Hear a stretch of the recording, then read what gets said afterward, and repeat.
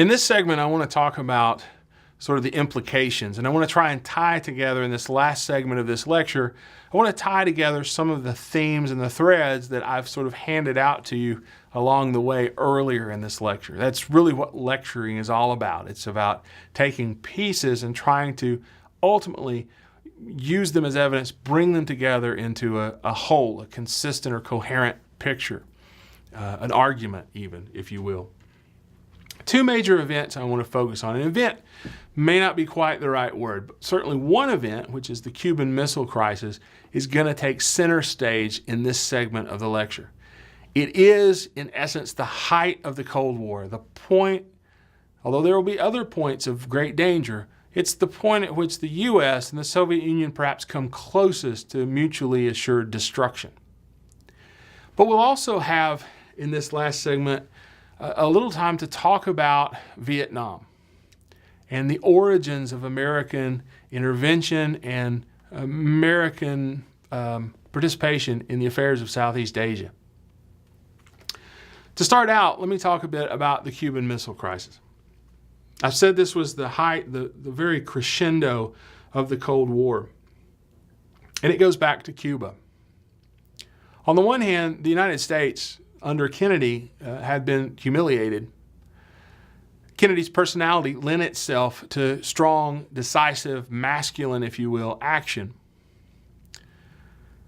So when the Soviets decide to place missiles in Castro's Cuba, you can kind of imagine how John Kennedy will feel he must act, what his response must be, that it just simply cannot be allowed. It's also a sort of existential threat to the United States because Cuba lies approximately 90 miles off the coast of Florida. That's close. And it allows the Soviet Union to deliver nuclear weapons in ways they simply couldn't otherwise, because while the Soviets had ICBMs, they lacked the capacity to really attack the U.S. broadly. Placing missiles in Cuba would allow the Soviet Union to use intermediate range missiles, much as the United States used in Europe on the borders of the Soviet Union, to actually, they could actually attack U.S. cities from Cuba. Now, from the Soviet perspective, when we talk about the Cuban Missile Crisis, you have to understand that one of the fears was that Fidel Castro was in jeopardy, that his regime, that this friendly government, again, 90 miles off the coast of the U.S., was threatened with conventional invasion. The Bay of Pigs had been a bit of a disaster, and it's really unclear, but I think highly doubtful, that the United States would have considered, under Kennedy, a direct invasion of Cuba. That might have, as happened with Korea, expand into a potential third world war. But that didn't mean, of course, that the United States would not seek to use covert operations to unseat Fidel Castro and replace him and his government with someone more friendly. But for the Soviets, it was also a matter of placing missiles 90 miles from Florida. It was also the capacity to deliver nuclear weapons through intermediate range missiles. It was a show of strength, of power. It was an advantage in this ongoing competition. Remember that Khrushchev had just sought to expropriate, to use, to exploit U.S. fears over the missile gap, over technological advantage that the Soviet Union had been perceived to have. Imagine that you could place nuclear missiles just off the U.S. coast, missiles that could threaten all of the American lower 48. That's what was going on in Cuba in 1962. And it was in the summer of 1962 that U.S. intelligence operatives discovered that the Soviets had put nuclear emplacements, had started construction of nuclear emplacements in Cuba, and that there were ships at sea carrying both technicians and materials to ultimately place nuclear missiles in Cuba. On October the 14th, 1962, aerial reconnaissance provided by our old friend, the U-2 spy plane, actually produced clear photographic evidence of the construction of missile firing sites. What we didn't know during the so-called Cuban Missile Crisis was that the Soviets had operational missiles in Cuba. We knew they had sites, but we were less sure about whether they had operational missiles. There were voices in the Kennedy administration that said there was no choice now. The only option available to the United States, were it not to, if it's going to avoid being seen as weak, is to invade Cuba. Use military forces, conventional military forces, whatever it takes, but invade Cuba and let the Soviets know once and for all, if we're pushed to the brink, we'll fight. But cooler voices prevailed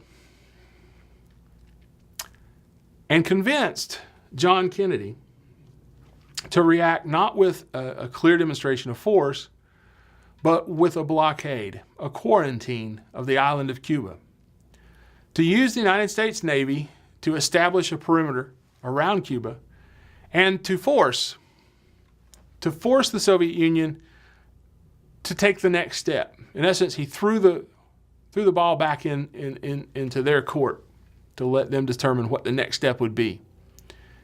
It's kind of like the Berlin blockade. If the Soviets wanted to continue the placement of nuclear missiles in Cuba, they would have to go through the United States Navy. October the 22nd, John F. Kennedy goes on national TV. And back in the day, there were only so many channels. So it was pretty much across the nation to anybody that had a TV set on radio, and explained his policy to the American public and demanded that Soviet ships then headed for Cuba turn around.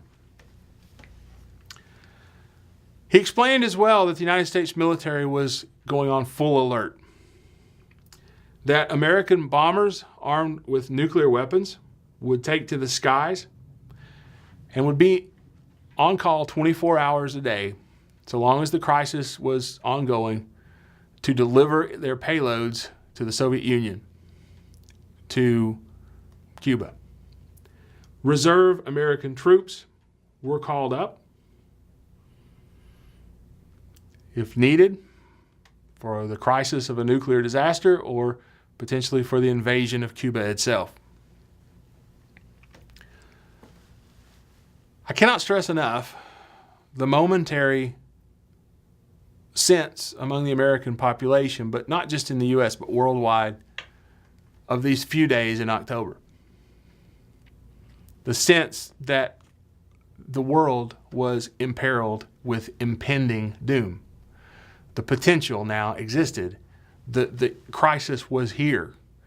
One of those small little incidents that grows and grows and grows, and both sides refuse to step back from the brink, and lo and behold, it's kind of like aiming, that's what we call Russian roulette. You don't know where the bullet's at, but you aim the gun anyway, and you each have a gun. Who's going to fire first? Who's going to make the mistake? Who's going to kill the other person? And that's going to lead then not to, one person dying, but the whole room clearing. Right? The bomb goes off. Imagine the fear. Remember, this is a country, the United States, that has lived with bomb shelters and air raid shelters in the backyard, those drills that put kids under desks as if that was going to help in terms of radiation and nuclear blast. There wasn't a heck of a lot you could do if the bombs started falling, especially if, as by the 1960s, we're talking about bombs that are not the size of atomic weapons at Hiroshima or Nagasaki, but bombs that are ultimately 1,000 times stronger.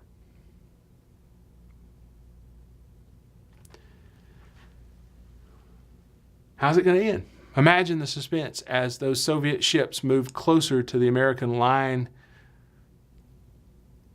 of blockade, of quarantine. Would they stop? Would they fire? Soviet ships ultimately halted before coming into direct conflict with U.S. ships. But work on the missile sites continued at an even faster pace in Cuba. We continued the U-2 flights. In fact, at one point we had a U-2 shot down in Cuba. What we didn't know in 1962, and there was a lot we didn't know. Neither side knew what the other side was going to do.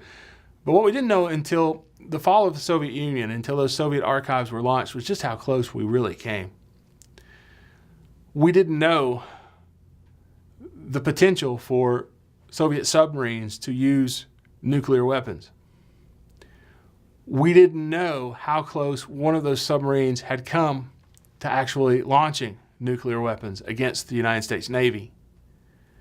We didn't know that it was the refusal of one political officer, basically, to deny the military, the Soviet Navy, the necessary permission to fire without approval from Moscow that probably stopped, that close, probably stopped nuclear destruction. Khrushchev blinked. As the nation, the United States, waited impatiently, Khrushchev blinked. He sent a message to Kennedy that basically offered to withdraw the missiles from Cuba if the United States would promise to respect Cuban independence. It would promise not to invade. But then it got really tricky because he sent a second message in which he called upon the United States to remove its intermediate range missiles from Europe. Wow. Who's in control in Moscow? Why two solutions to this problem? Why not one? Arguably, Khrushchev had responded to hardline pressure by sending that second message as a basis for negotiation. And in the end, Kennedy quite deftly decides to avoid or ignore the second message and simply answer the first, saying that indeed the United States would pledge not to invade Cuba if the Soviets would pull their missiles from Cuba. Secretly, under the table, Kennedy agreed to remove the U.S. intermediate range missiles from Turkey. And that wasn't, for Kennedy, such a bad deal because they were going to be removed anyway. They were already obsolete. In the end, Khrushchev accepts. He does so publicly. Kennedy saves face. He never lets the world know, really, that, that there's a connection, a quid pro quo, between the Turkish Jupiter missiles in Turkey and the removal of missiles from Cuba. Afterward, as they pull back from the brink, there's a relaxation of tensions. But there's also a realization on the part of the Soviet Union that their capacity to deliver massive retaliation to the United States in the event of nuclear war is insufficient.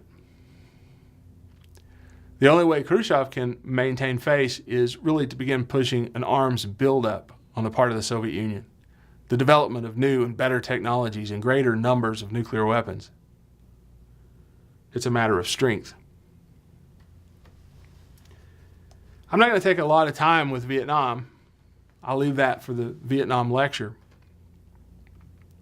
But I want to remind you that in 1962, the United States came just about as close as it's going to come to destruction with nuclear weapons.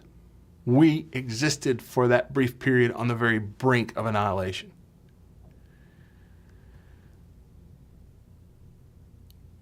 But in 1962, John F. Kennedy already has advisors, U.S. military advisors, operating in a little country in Southeast Asia called Vietnam. During the Second World War, Vietnam had come under the control of the Japanese, their imperialist aims. When Vietnam was liberated, it was liberated with the help of American troops, but also Vietnamese nationalists who had, even before World War II, fought the French just as during the war they would fight the Japanese. Vietnam becomes a prime example of the meaning of the Cold War. By 1954, the French proved themselves incapable, in fact, even before that, incapable of maintaining control. And so the United States, under Truman and Eisenhower, take up much of the economic responsibility for maintaining French control over Vietnam. Why? Because in the Cold War, every ally counts, even the ones we don't happen to like.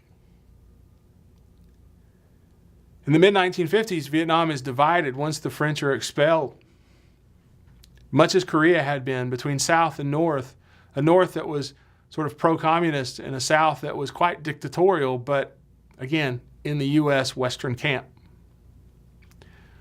It's that Vietnam that Eisenhower and Kennedy will deal with as American commitment to the protection of Vietnam, South Vietnam, is assured.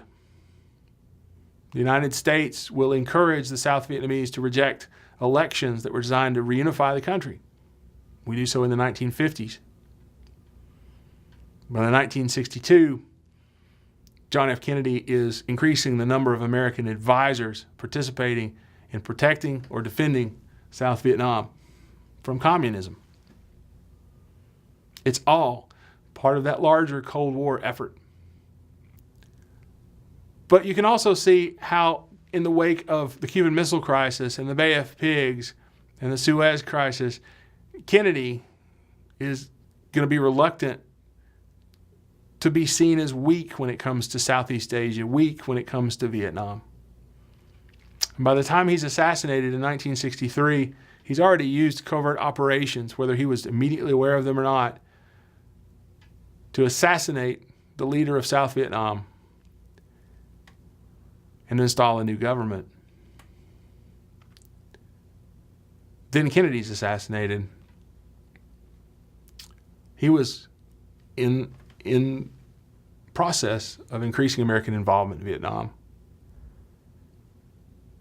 And the result falls to his vice president, a fellow by the name of Lyndon Johnson. In 1964, sort of unclear events taking place just off the coast of North Vietnam will lead the United States to begin bombing using that air power of the Cold War. But what Vietnam, I think, suggests is something the United States will learn again and again in the coming decades, that it learned again and again. And that is how ineffectual the vast sort of military power of the U.S. could be. It's one thing to overthrow a government in the midst of civil war. It's quite another. To overthrow a government with the conventional military in the midst of Cold War. Vietnam, like Korea, would be a limited engagement. Really it was, because constantly floating behind it was the fear of expansion. World War. The Cuban Missile Crisis had sort of put us off direct conflict of that level. So there we are. By 1962, 63, 64, I hope you can kind of see the impacts that the decisions made in the 1950s, in fact, made even before in the 40s, would have on the shape of global politics and the decision-making of American foreign policy experts and presidents. We'll pick up with the Cold War a little bit later. We'll move on toward the end of the Cold War by the 1980s and 90s. Thanks.